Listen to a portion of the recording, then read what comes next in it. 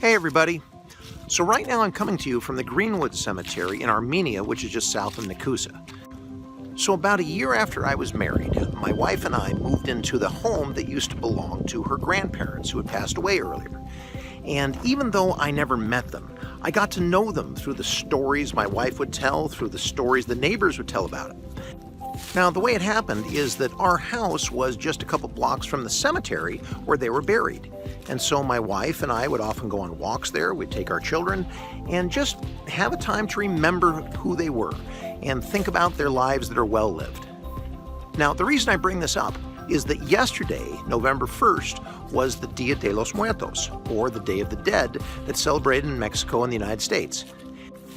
And just like my experience with my grandparents, the Dia de los Muertos is there to celebrate the dead and think about the lives they lived and about the love they had for you, instead of thinking about spookiness and scariness.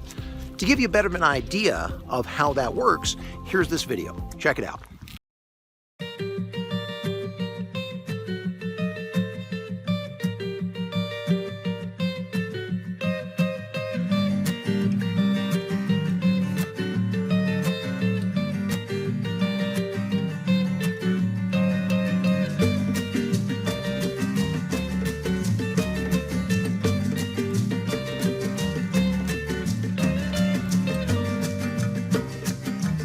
My mom, my grandma, my aunt, my uncle, and that is when we celebrate.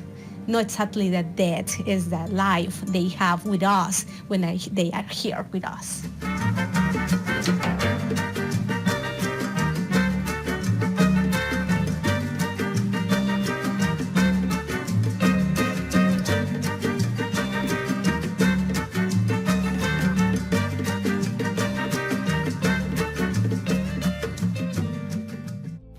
So today's challenge is in the spirit of El Dia de los Muertos.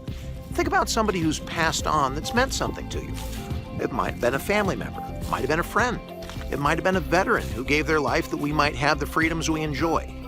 You might have known them personally, or maybe you just heard about them, like I just heard about my wife's grandparents. Whoever it is, take a minute to reflect on a life well lived. Take a minute to think about the love and the connection you have to them. As you do that, our everyday lives are that much better. All right, you take care.